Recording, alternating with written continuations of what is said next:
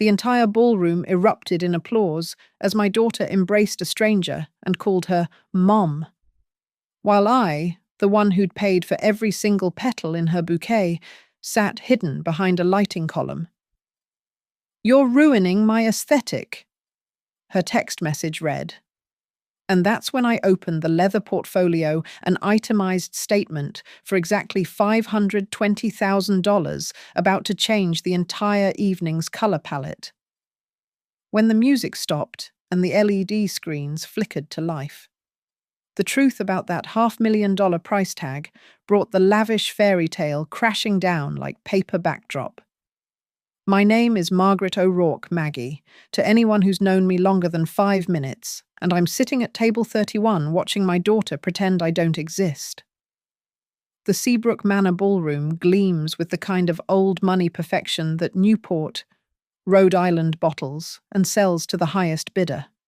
Crystal chandeliers cast warm amber light across 400 guests, each place setting worth more than my monthly car payment. The service door behind me opens every 45 seconds, releasing bursts of kitchen steam and frantic Portuguese from the catering staff. I know because I've been counting. It's either that or listen to the MC some Boston radio personality Brandon's family hired tell another lie about my family. Let's hear it once more for the mother of the bride. His voice booms across the ballroom. Who couldn't be with us tonight, but is surely watching from above. The applause swells. My champagne flute trembles against the tablecloth. Lila stands at the head table in her $40,000 Monique Lhuillier gown. I know the exact price because I wire transferred it 4 months ago, and dabs at her eyes with a handkerchief I recognize. It's mine. The one I gave her when her father died, embroidered with his initials. She's using it to wipe fake tears for my fake death while I sit 30 feet away, invisible. "Thank you all so much," she says into the microphone, her voice catching perfectly on cue. I know my mother would have loved this. Would have. Past conditional. The grammatical burial of the living. That's when Phoebe Carrington rises from her seat at the family table, the real family table. Not my service door adjacent exile, and wraps Lila in an embrace that every photographer rushes to capture. Phoebe, with her Beacon Hill vowels and her third husband's pharmaceutical fortune, playing the role of devoted maternal figure. The crowd sighs collectively as Lila whispers, loud enough for the microphone to catch, "Thank you for everything. Mum. Mum." The word hits like ice water in my lungs. I reach for my phone, needing something solid, something real. And there it is, the banking app notification I've been tracking all evening. Final payment due to Seabrook Manor, $170,000, due at 11:59 p. tonight. The screen blurs. I blink hard. Scroll down to see the running total of every other payment already processed. $380,000 for this wedding alone. Another $140,000 over the years, college tuition, apartment deposits, the BMW after she totaled the Honda, the credit card bills during her finding herself phase in Europe. $520,000, documented down to the penny. My phone buzzes. A text from Lila. "Please don't come near the head table. You know how you are with Brandon's family. Just stay where you are. You're ruining my aesthetic." The aesthetic. That's what I am now, a visual disruption to her carefully curated evening. The woman who held her hair back through food poisoning, who drove to Wellesley at 2 when she was homesick, who took out a second mortgage so she wouldn't have student loans. I'm a design flaw. I look down at my dress. Navy blue. Yes. Off the rack from Nordstrom. Yes. But pressed, clean, appropriate. I'd asked Lila 3 times what color I should wear. Just nothing that draws attention, she'd said. Then, softer, like she was doing me a favor. You know you're not really comfortable with fashion anyway. The Whitford family occupies 2 full tables up front. Brandon's mother wears Carolina Herrera. I googled it from my phone, and his father keeps checking a Patek Philippe watch that costs more than I make in a year managing payroll at Northbridge Logistics. They've never asked what I do. At the rehearsal dinner, when someone finally did, Lila cut in before I could answer, she's in business management. Not a lie, technically. Not the truth, either.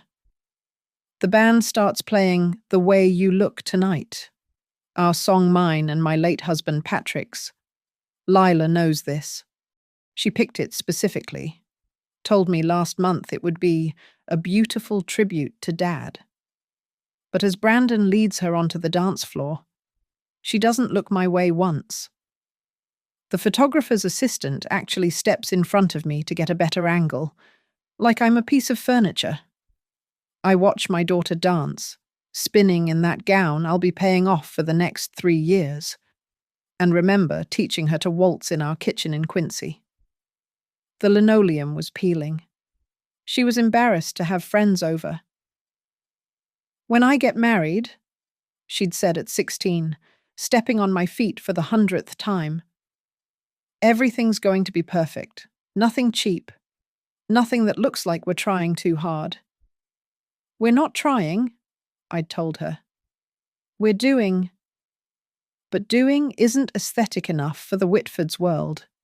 Doing is navy blue off the rack. Doing is sitting at table 31, watching your daughter call another woman mom while the bill for her fantasy comes due at midnight. 8 months ago. Lila stood in my kitchen, the same kitchen where I'd taught her to waltz, holding up her left hand. The diamond caught the morning light through the window I'd been meaning to fix for 2 years. 2 carats, she said, breathless. Brandon had it custom designed at Shreve. Crump and low. I was happy for her. Genuinely, completely happy. Even as I calculated what 2 carats from Boston's oldest jeweler meant, even as I noticed she'd started wearing designer labels I'd never seen before. I was happy. My daughter had found love. The rest was just details. We want a June wedding, she said, already scrolling through her phone. Brandon's family knows all the best venues. His mother suggested the Breakers or Seabrook Manor. I poured coffee from the same Mr. Coffee machine I'd had since she was in high school. That sounds expensive, sweetheart. Don't worry about it, she said, not looking up from her screen. We'll figure it out. We meant me. We always meant me. That afternoon, I opened my laptop and looked at the numbers. Really looked at them. The 401k I'd been building since I was 25, 240,000. The emergency fund Patrick and I had started when Lila was born, 60,000. The equity line on the house, another 100,000 available. The life insurance payout from Patrick I'd never touched. Saving it for something important, 90,000. Almost $500,000. A lifetime of saying no to myself. Of store-brand groceries and clipped coupons, of driving the same Honda until it died at 180,000 miles. All of it sitting there, waiting for something important. What could be more important than my daughter's happiness? The ledger in my head started that day and never stopped. Every wire transfer, every check, every credit card charge. I kept an Excel spreadsheet, hidden in a folder labeled Tax Docs 2019. Engagement party at the Colonnade, $8,000. Dress shopping trips to New York, 3 of them. Because the first 2 weren't quite right, 12,000. The Monique Lhuillier gown, plus alterations. plus the absolutely essential reception dress, 48,000. Deposits for Seabrook Manor, the band, the flowers, the photographer, 120,000. And the invisible costs, the ones that didn't make it into wedding budgets, but somehow landed on my credit card. The semester at Northeastern she couldn't finish because of anxiety, 32,000. The apartment in Back Bay after graduation because Quincy was too far from everything, 24,000 in deposits and guaranteed lease. The therapy bills insurance wouldn't cover $300 a week for 2 years. The car, because nobody takes the T to job interviews, 35,000. The credit cards I paid off when she was overwhelmed, 18,000. $520,000. Each transaction attached to a promise that this time would be different. That this was the last thing she needed to finally be okay. The first warning sign came in February. We were having our traditional Sunday dinner, a tradition that was becoming less traditional, as she found more excuses to skip when she mentioned, casually, that Brandon's mother thought I should coordinate my outfit with Phoebe's. Coordinate, I asked, serving the pot roast she used to love. You know, so it doesn't look... She paused, pushing the meat around her plate. Unplanned. I haven't even bought a dress yet. Right. Well, Phoebe found this beautiful St. John suit at Neiman's, maybe something complimentary but not too matchy, and maybe not from, you know, where you usually shop. Where I usually shop. Target. Nordstrom Rack on a good day. The places women like me find clothes that fit a payroll manager's budget. I'll figure something out, I said. Actually, she pulled out her phone. Brandon's mum knows a personal shopper at Saks. I could set up an appointment. The personal shopper experience cost $3,000 for a dress I'd wear once. Lila stood behind me in the fitting room, fixing invisible problems with the way fabric fell across my shoulders. You look nice, she said, but her eyes were already somewhere else. Just remember not to mention where you work. Say business management or consulting. Consulting sounds better. By March, the Sunday dinners stopped entirely. Too much wedding planning, she said. Too many vendor meetings. But I saw the Instagram posts, brunches in Beacon Hill, shopping trips to Newbury Street, always with Phoebe, always with captions about family time and blessed to have this woman in my life. I kept writing checks, the catering only the best. Brandon's family had connections 70,000, the flowers, peonies out of season, flown in from Holland 30,000. The photographer published in Martha Stewart Weddings 20,000. Each payment came with less gratitude, more expectation. The thank yous shortened from phone calls to texts to nothing at all. Just an assumption that the money would appear, like it always had, from the mother-shaped ATM who knew better than to ruin the aesthetic. The rehearsal dinner at the Whitford estate should have been my breaking point. But breaking points are luxuries for people who haven't already liquidated their retirement accounts. Phoebe introduced me to Brandon's aunt as Lila's biological mother. Biological. Like I was a technicality, a genetic footnote in my daughter's story. When the aunt asked what I did for a living, Phoebe answered for me. Margaret's in transitions right now. Aren't you, dear? I stood there, holding a glass of wine that cost more than my weekly groceries, and nodded. What else could I do? Make a scene? Embarrass Lila further, I'd already been coached on my talking points. Keep it light, keep it vague, keep it short. That night, I called Rita Halpin. Rita and I went to UMass together, back when we both thought we'd change the world. She became a lawyer. I became a mother. We'd stayed close enough that she knew the real story, the one about Patrick's sudden heart attack, the bills, the second jobs, the nights I'd spent crying over Excel spreadsheets trying to make numbers work that wouldn't. I need your help, I said, standing in my kitchen at 11:30 p. Still in the dress I'd been told was almost right. Legal help or wine help. Legal. There was a pause. Rita's pause, which I knew from 20 years of friendship meant she was switching from friend mode to lawyer mode. Tell me everything. So I did. The money, the humiliation, the growing certainty that I was financing my own erasure. By the time I finished, it was past midnight. You're paying for all of this through what entity? Rita asked. Just me? Personal checks, wire transfers. No, Maggie. I mean, what's the legal structure? There isn't one. There is now. Can you meet me tomorrow? Bring every receipt, every contract, every email. We met at her office in Dedham.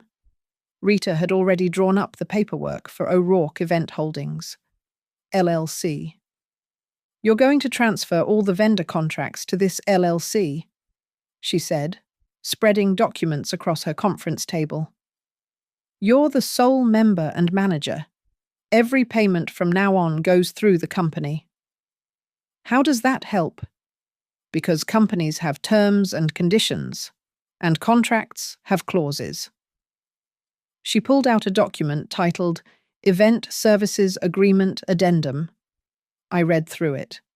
Standard language about payment schedules, service delivery, and then, buried in the middle, final payment is contingent upon client satisfaction and adherence to non-disparagement provisions. Any public statement that diminishes, embarrasses, or disparages the paying party shall constitute breach, triggering immediate suspension of services and conversion of gift funds to callable loan status. Is this legal? Completely. You're not obligated to give gifts. Every penny you've spent can be recharacterized as a loan if the recipient breaches basic courtesy. And this, she pulled out another document, is a UCC1 financing statement. We're filing this with the state. It creates a security interest in all tangible property associated with the event until final payment is complete. Which means if your daughter publicly humiliates you, you can legally stop payment and reclaim everything that hasn't been consumed. The flowers, the decorations, the equipment rentals, all of it. I stared at the papers. She's my daughter.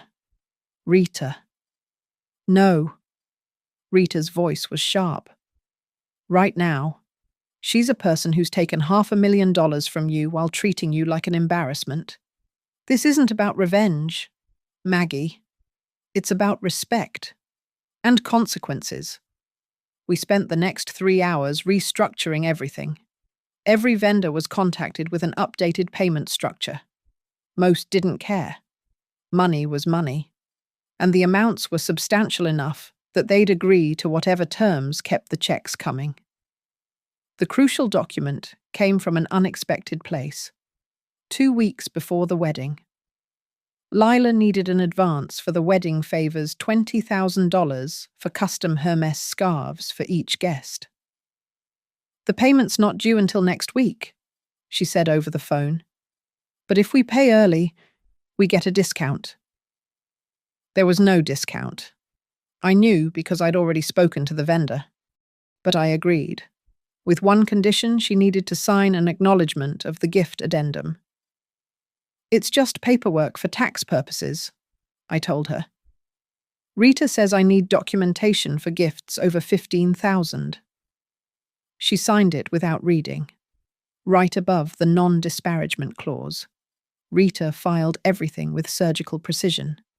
The UCC1 was recorded. The contracts were amended. The security interests were perfected.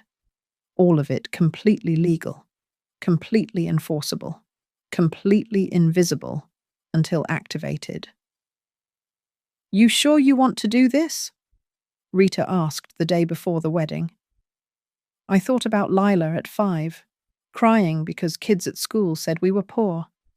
I'd held her and promised that being rich wasn't about money. It was about love. She'd believed me then. "I'm sure I don't want to," I said. "But I'm also sure that if she treats me like I'm nothing, then she needs to understand what nothing actually looks like." Rita handed me a leather portfolio containing every document, every receipt, every piece of evidence. $520,000, documented and weaponized. "The triggers are clear," she said. "Public disparagement, denial of relationship, or explicit request for you to stay away from family areas. Any of those happens, you can execute immediately. And then your daughter learns that aesthetic has a price, and that price comes with terms and conditions." The morning of the wedding arrived with June sunshine that felt like mockery. I stood in my room at the Hampton Inn, not the Seabrook Manor where the bridal party had suites. Of course, holding the navy dress that wasn't quite right, wasn't quite enough, wasn't quite aesthetic. My phone buzzed at 7:15 a.m. "Don't come to the bridal suite. We're doing photos and it's already crowded. Just meet us at the ceremony." I'd paid $12,000 for the photographer who was capturing every moment of my daughter's mourning, except the part where her mother existed. I texted back a simple, "Okay," and opened my laptop to check the payment schedule one more time. Final payment to Seabrook Manor, $170,000, due by 11:59 p.m. Final payment to the florist, $15,000, due by 11:59 p.m. Final payment to the band, $8,000, due by 11:59 p.m. All pending. All within my power to stop.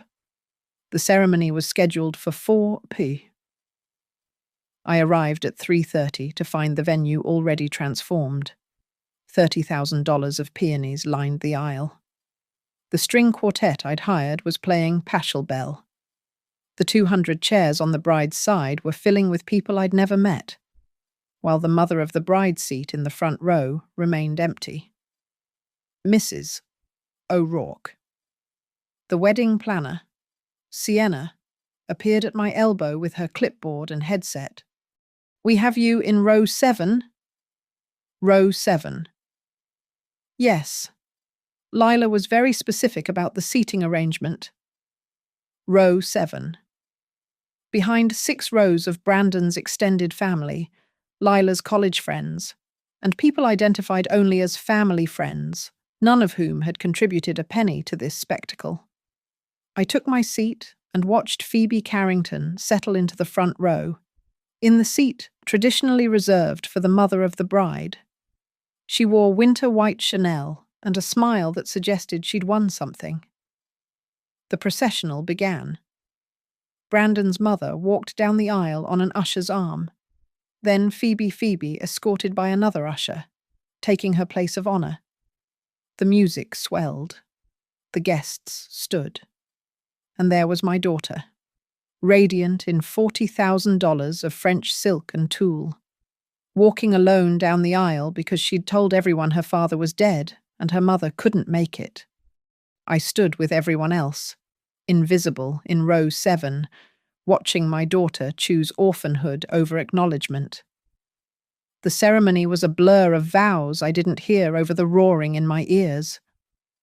When the officiant asked who gives this woman, Phoebe stood and said, "She gives herself, with the blessing of all who love her. All who love her." $520,000 worth of love, apparently insufficient for a speaking part. The cocktail hour was when the real performance began. I tried to approach Lila to congratulate her, but she saw me coming and turned abruptly to embrace someone else. When I tried again, She was deep in conversation with Brandon's cousins. The third time, she actually held up her hand, a subtle stop sign that photographers would later capture as directing the celebration. I found my table assignment, table 31, tucked behind a load-bearing column near the service entrance. My table mates included the venue's assistant manager, the backup photographer, and 3+1s who spent the entire dinner on their phones. The centerpiece was noticeably smaller than the others. The chairs were the standard ones, not the Chiavari chairs everywhere else. Mr. Whitford gave the first toast, praising Brandon for finding such a strong woman despite her challenges growing up without proper guidance. Without proper guidance. I'd guided her through calculus homework until 2A, through her first heartbreak, through panic attacks during finals week. But that wasn't proper. Apparently, that was just single motherhood, which in this room, in this world, was another way of saying failure. Brandon's brother told a story about meeting Lila and thinking she was so brave, considering everything. Considering that her mother worked for a living, that we'd lived in a 3-bedroom ranch instead of a Back Bay brownstone. Then Phoebe stood. The room quieted with the kind of anticipation reserved for the real mother of the bride. "I've watched Lila transform over these past 2 years," she began. "From a girl searching for belonging to a woman who's found her true family." True family. When she first came to us, she was so eager to learn, to grow, to become the woman she was meant to be. And while we can't change where we come from, was she looking at me, we can choose where we're going. The applause was thunderous. Lila wiped away tears, real ones this time, and mouthed, "I love you," to Phoebe. That's when my phone buzzed. Another text from Lila. "Please don't come near the head table. You know how you are with Brandon's family. You're ruining my aesthetic." I looked at the timestamp, 8:43 p.m. The evidence was time-stamped, documented, indisputable. I opened the leather portfolio and pulled out my phone. My fingers were steady as I typed a message to Rita, "Conditions met. Execute immediately." Then I sent another to Sienna, the planner. "Please come to table 31. Urgent matter regarding payment." The music played on. The guests laughed and danced. And I sat at table 31 watching my daughter live her aesthetic dream. About to learn what happened when you confused a bank account with a doormat. Sienna arrived at table 31 within 3 minutes, her professional smile faltering when she saw my expression. "Mrs. O'Rourke, is everything?" "There's been a change in the payment structure," I said, keeping my voice level. "Please notify your accounting department that the final payment is being held pending contract review." Her face went white beneath her spray tan. "I'm sorry. What, the payment is due in less than 3 hours?" "I'm aware." I opened the portfolio and withdrew the amended contract, the one Seabrook Manor had signed 3 months ago when they were eager to secure a full-price, high-season booking. Section 8, subsection C, payment contingent upon satisfactory delivery of services and adherence to client specifications. But everything has been delivered perfectly. My specifications included respectful treatment of the paying party. That has not been delivered. I handed her my phone, showing Lila's text. "The beneficiary of this event has publicly disparaged the contracting party. Per our agreement, I'm within my rights to suspend payment pending resolution."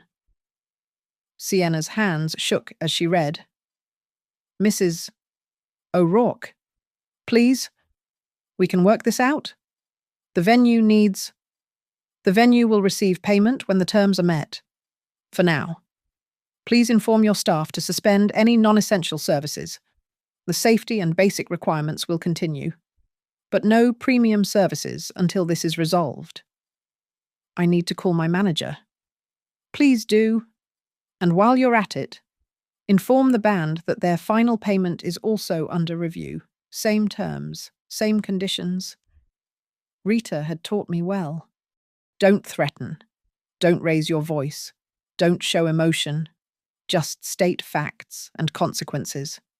Within 10 minutes, the changes were subtle but noticeable. The champagne service slowed. The past hors d'oeuvres became sporadic. The band finished their current set and didn't immediately start another. The lighting, which had been dynamically adjusted throughout the evening, suddenly froze in a harsh, neutral white. Brandon's father noticed first. He cornered Sienna near the bar, his voice carrying despite his attempt at discretion. What the hell is going on? Why are the waiters standing around? Sienna murmured something I couldn't hear, but I saw her gesture in my direction. Mr. Whitford's head snapped toward table 31. I was already on my phone with Rita, who was driving over with the full documentation. 20 minutes, she said. Don't engage until I get there. But Lila got there first. She stormed across the ballroom, her $40,000 dress catching the now harsh lighting in unflattering ways. Her face was flushed with rage and champagne. What did you do? She hissed, leaning over my table. I enforced the terms of our agreement. What agreement, Mom? Stop. She caught herself. Even now, even furious, she wouldn't call me Mom in public. Margaret, please, you're embarrassing me. No, Lila, you've embarrassed me, repeatedly, publicly, and according to the contracts I signed the ones paying for all this that constitutes a breach. You're insane. You can't just... I can, and I am. I pulled out the signed addendum, the one she'd signed without reading. Your signature, agreeing to the non-disparagement clause. She snatched the paper, her eyes scanning frantically. This isn't... I didn't... You did. 2 weeks ago, for the Hermes scarves that your guests are currently wearing. The band had completely stopped now. Guests were murmuring. Phones were appearing. The aesthetic was crumbling. Mr. Whitford arrived, Brandon trailing behind him. Mrs. O'Rourke, I'm sure we can resolve this discreetly. Discreetly? I stood for the first time all evening, like how discreetly your family has pretended I don't exist, like how discreetly Phoebe has been introduced as Lila's mother. That's not... I have the receipts, Mr. Whitford. Not just financial ones. Emails, texts, voice recordings of phone calls where my daughter asked me to hide, to lie about my job, to pretend to be something I'm not, so I wouldn't contaminate her aesthetic. Rita arrived then, walking through the main entrance with the confidence of someone who bills $800 an hour. She carried a banker's box and a tablet. Good evening, she said pleasantly. I'm Ms. Halpin, representing O'Rourke Event Holdings, LLC. I understand there's some confusion about the payment structure for this event. This is ridiculous. Brandon finally spoke. Lila, tell her to stop. But Lila was staring at the box Rita was opening. Inside were copies of everything. Every receipt. Every wire transfer. Every email where she'd asked for money while simultaneously asking me to disappear. $520,000, Rita announced, loud enough for nearby tables to hear. That's the total investment Ms. O'Rourke has made in Ms. Whitford, Ms. O'Rourke Whitford's life over the past 6 years. The murmuring grew louder. Phones were definitely recording now. However, Rita continued, the last 193,000 is being held pending resolution of contract violations. Specifically, public disparagement of the paying party and breach of the respectful treatment clause. You can't do this. Lila's voice was small now, young. For a moment, she sounded like the girl who used to crawl into my bed during thunderstorms. Actually, Rita said, pulling out her tablet, we've already notified all vendors. The florist is prepared to remove the non-paid installations. The band is packing up. The photographer will be deleting all digital files not yet paid for.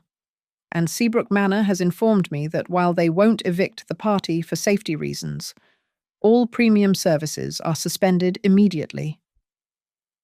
As if on cue, the lighting shifted again, this time to the harsh fluorescence typically reserved for cleanup. The fairy tale ambiance evaporated like morning mist. Mr. Whitford pulled out his phone with the practiced motion of a man who solved problems with wire transfers. How much to make this go away? It's not about money, I said, surprising myself with how steady my voice sounded. Everything's about money. He was already pulling up his banking app. What's the number? 200,250. I'll transfer it now and we can get back to the reception. Mr. Whitford, Rita interjected. My client isn't seeking additional payment. She's seeking acknowledgement and respect. Respect, Mrs. Whitford had joined our growing circle, her Carolina Herrera dress catching the unflattering fluorescence. This is extortion. No, Rita said calmly. Extortion is illegal. This is contract enforcement. Your daughter-in-law signed agreements. She violated them. There are consequences. Brandon stepped forward, his jaw clenched. Lila, just apologize to your mother and let's move on. But Lila was frozen, staring at the growing crowd of guests who had abandoned their tables to witness the spectacle. The aesthetic she'd curated so carefully was inverting, becoming the exact kind of scene she'd spent months trying to avoid. I can't, she whispered. You can't, I asked. You can't acknowledge me as your mother. You don't understand. Tears were running down her face now, real ones, ruining the makeup that had cost $300 to apply. They all think, I told them, that I was dead. I finished. Yes, I heard the MC. I heard Phoebe's speech about finding you and giving you a real family. Phoebe herself materialized at Lila's elbow, her winter white Chanel like armor. This is absolutely inappropriate. Margaret, you're destroying your daughter's wedding out of spite. Spite. The word cracked something open in me. I liquidated my retirement for this wedding. I took out loans against my house. I have worked 60-hour weeks for 30 years to give her everything, and she told people I was dead rather than admit I work in payroll. Mom, please. Lila started, then caught herself again. Even now, the word mom felt like contraband in her mouth. Say it, I said. In front of everyone. Say, this is my mother, Margaret O'Rourke. She raised me alone after my father died. She paid for my education, my car, my apartment, my therapy, my wedding. She is a payroll manager at Northbridge Logistics, and I am grateful for everything she's done. The silence stretched like pulled taffy. Someone's phone flashed a photo or video. I couldn't tell. The DJ stood awkwardly by his equipment.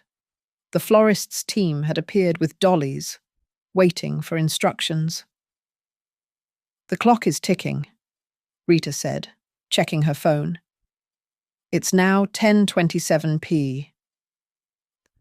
The final payments are due in 92 minutes. Once they lapse, the vendors have the right to reclaim their property immediately. This is insane, Brandon said. Lila, just say it. Just tell them she's your mother. But Lila was looking at the Whitfords, at their friends, at the carefully curated guest list of Boston's social registry. I could see the calculation in her eyes, the same look she'd had at 16 when deciding whether admitting we shopped at Target would cost her a spot at the cool kids' table.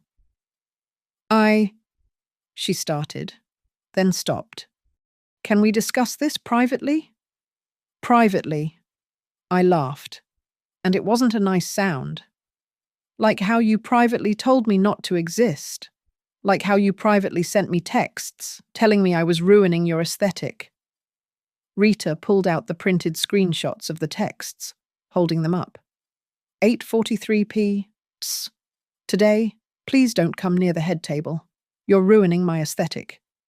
3:12 p.m. Yesterday. Remember not to mention your job. 11:21. Oh. Last Tuesday. Phoebe will handle the mother stuff. Each text was like a small bomb. Guests were openly recording now. Someone whispered, $500,000? Mr. Whitford tried again. 300,000. Cash. Tonight. Your money can't buy my dignity back, I said. It can't erase the fact that my daughter would rather pretend I'm dead than admit I'm middle class. That's not... I never said you were dead, Lila protested. No, you just never corrected anyone who assumed it, including the MC. Including your new family. I gestured to the Whitfords.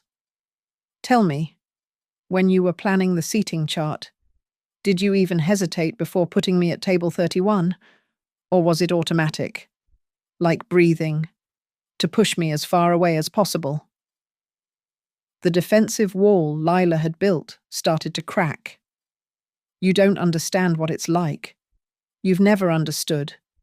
You were always so proud of being working class, of doing everything yourself, of not needing anyone. Because I had no choice. My voice echoed in the silent ballroom. Even the service staff had stopped pretending to work. I had no choice, I repeated. Quieter, but no less fierce. Your father died when you were 10. There was no life insurance at first because we were young and thought we were immortal. There was no family money. There was no Phoebe to swoop in with a trust fund. There was just me, figuring out how to keep the lights on and food on the table, and you in the clothes that wouldn't get you teased at school. I know. But no, you don't know. You don't know about the night shifts I worked while you were at sleepovers, the promotions I turned down because they would have meant traveling and missing your games, the dates I didn't go on because you needed me home, the life I didn't live so you could have yours. Ladies and gentlemen, Rita's voice cut through the tension like a blade. I think it's time everyone understood exactly what we're discussing here. She walked to the DJ booth and handed him a USB drive. Would you please connect this to the screens? The massive LED displays that had been showing rotating photos of Brandon and Lila, a $10,000 addition to the package, flickered to black.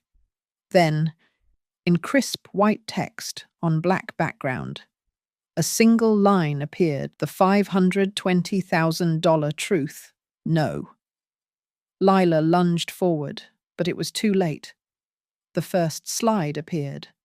An itemized list. Clinical in its precision. Education, Northeastern University.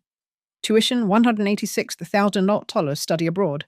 Program cancelled $12,000 graduate school application fees, $3,200 private SAT tutoring, $8,000, subtotal $209. Each line item appeared with its corresponding bank statement. The account holder clearly visible Margaret O'Rourke. The routing numbers were blurred, but the amounts and dates were sharp as glass. The room had gone completely silent. Even the service staff stood frozen, watching the financial autobiography of a mother's sacrifice. The next slide. Life support, Back Bay, apartment 24 months, $72,000 BMW 3. Series after accident, $45,000 credit card consolidation, $18,000 medical bills, uncovered therapy, $31, $200 European finding herself trip, $15,000. Subtotal, $181, $200. Stop this, Brandon commanded. But his voice lacked conviction. He was staring at the numbers like they were written in a foreign language. The presentation continued relentlessly. Wedding expenses. Venue deposit and payments, $170,000, Monique L'Huillier. Gowns, $48,000. Floral design, $45,000. Photography, videography, $20,000. Band and entertainment, $18,000. Catering premium, $70,000. Wedding planner, $15,000. As miscellaneous favors, transportation, etc. $44,000. Subtotal, $430,000. But it was the next slide that broke the room, a screenshot of the signed addendum. Lila's signature clear at the bottom. With the key clause highlighted in yellow, recipient acknowledges that any public disparagement, denial of relationship, or embarrassment of the benefactor will result in immediate conversion of all gifts to callable loans and suspension of pending payments. Then came the texts, each one timestamp visible. June 14th, 2:45 p. Don't mention that you work in payroll, say consulting. June 18th, 4:21 p. Phoebe thinks you should skip the rehearsal dinner speeches. June 20th, 11:13 a.m. Can you enter through the side door? The photographer will be at the main entrance. June 21st, 8:43 p. You're ruining my aesthetic. The final slide was simple. A photo Rita must have taken earlier, me sitting alone at table 31, partially hidden behind the column, while in the background. Lila embraced Phoebe at the head table. Below it, one line. This is what $520,000 bought. The screens went black. For a moment, nobody moved. Then the whispers started, building like a wave.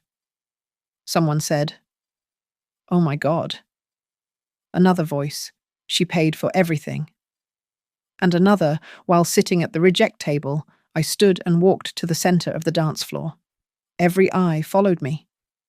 When I reached for the microphone, the DJ handed it over without question.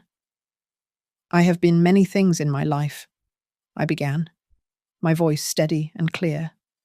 Wife, widow, mother, provider. But tonight, I was supposed to be invisible, a ghost at the feast I paid for. I turned to face Lila directly.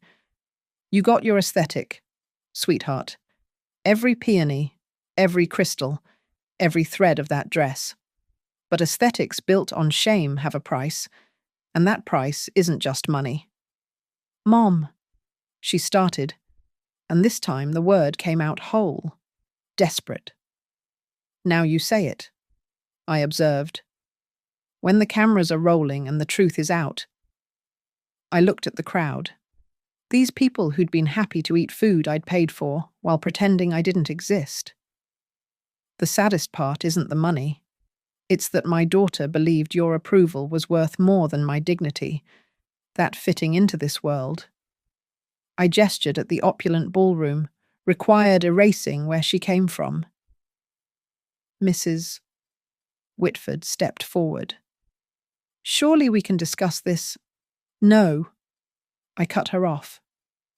We're past discussion. Your family was happy to accept a $500,000 wedding from a woman you wouldn't acknowledge. You called Phoebe her mother while I sat 30 feet away. You praised her for overcoming her circumstances, as if I were a disease she'd recovered from. I turned back to Lila. The contracts stand. You have 15 minutes to decide.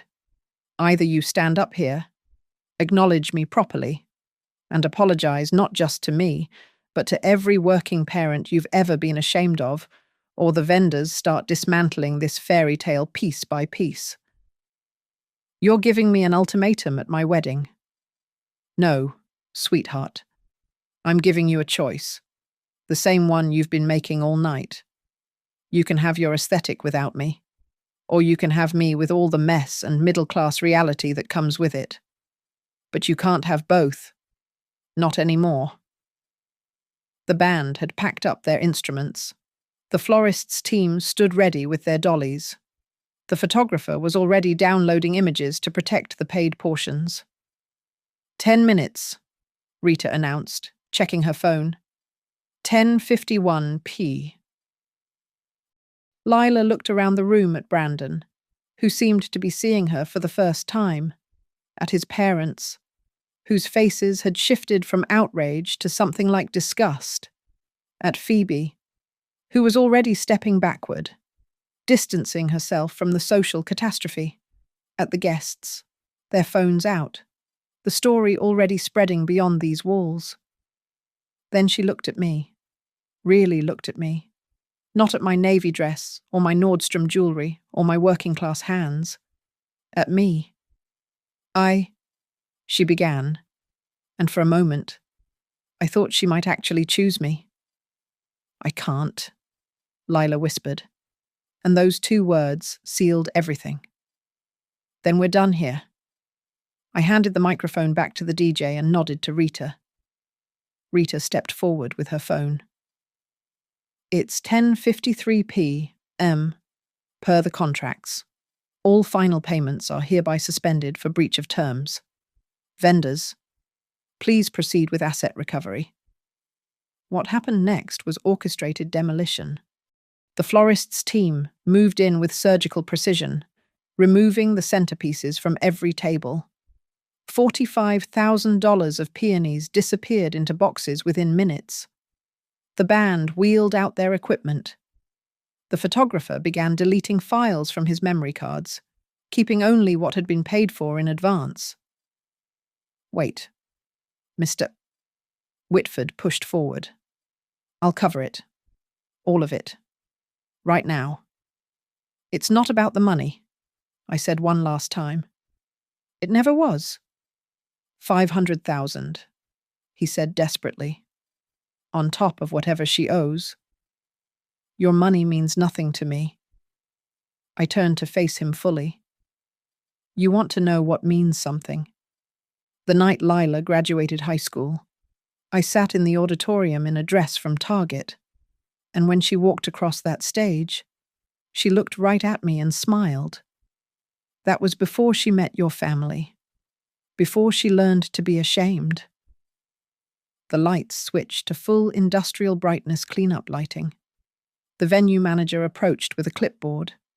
Per our contract, we need to clear the space by midnight for breach of agreement. She said, I'm sorry, but we need everyone to begin exiting. The fairy tale was collapsing in real time. Guests were already gathering their things, whispers turning to full conversations. Someone said loudly enough for everyone to hear, Can you imagine telling people your mother is dead? Lila stood in the center of the dance floor, her $40,000 dress looking like a costume under the harsh lights. Brandon hadn't moved from her side, but he wasn't touching her either. The distance between them was only inches, but might as well have been miles.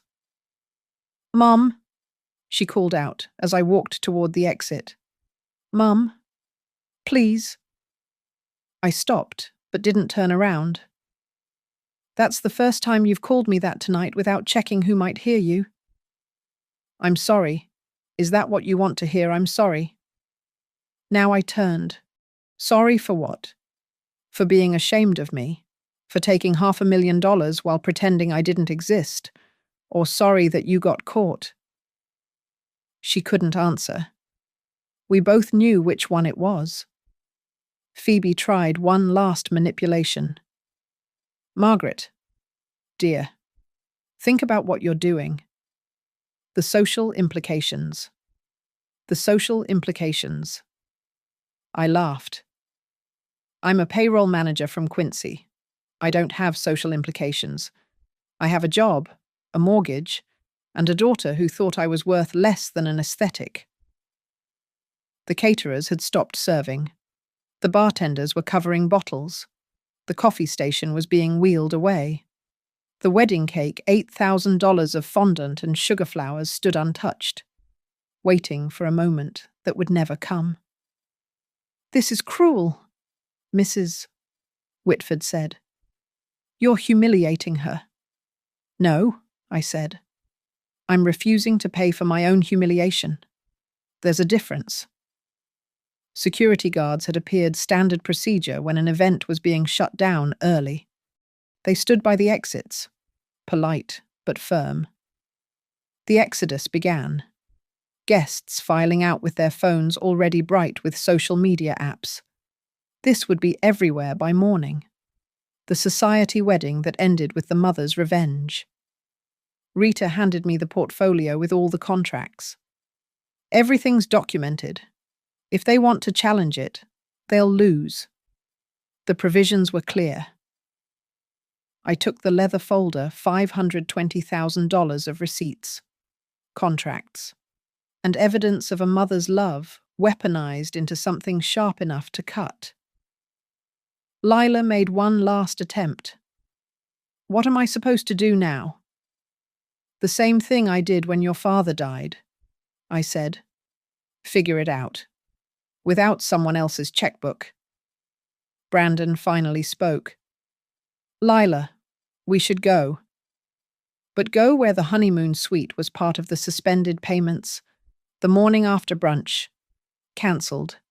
The very infrastructure of their aesthetic had been built on my money, and without it. What was left, I walked to the service door, the same door I'd been seated next to all night. As I pushed it open, I heard Mr. Whitford say to his son, "We'll discuss this tomorrow. In my office." The marriage was 8 hours old and already sounding like a business meeting. The last thing I saw before the door closed was Lila standing alone in her designer dress while workers dismantled the backdrop, pulling down the twinkling lights and fairy tale drapery to reveal the bare bones of a room that was just a room, after all. Rita walked me to my car. "Any regrets?" I thought about the answer, about the years of sacrifice, the opportunities missed, the life I'd put on hold, about the daughter I'd raised who'd chosen performance over truth. "No," I said. "The only thing I regret is that it took me this long to stop paying for my own erasure." I drove away from Seabrook Manor, leaving behind the wreckage of a $520,000 fairy tale. In my rearview mirror, the venue lights went out one by one, until there was nothing left but darkness where the dream had been. The leather portfolio sat on my passenger seat, heavy with evidence of what love looks like when it's been mistaken for an ATM. Every receipt a reminder that you can't buy your way into a world that doesn't want you. But you can absolutely refuse to keep paying for the privilege of being unwanted. The fairy tale was over. The bill had come due. And for the first time in years, I didn't pay it. Thank you so much for listening to this story. I'd love to know where you're listening from. Drop a comment below and let's connect if this story resonated with you. Please subscribe to the channel and share your thoughts. What would you have done in Margaret's position? Your perspectives make these stories richer for everyone.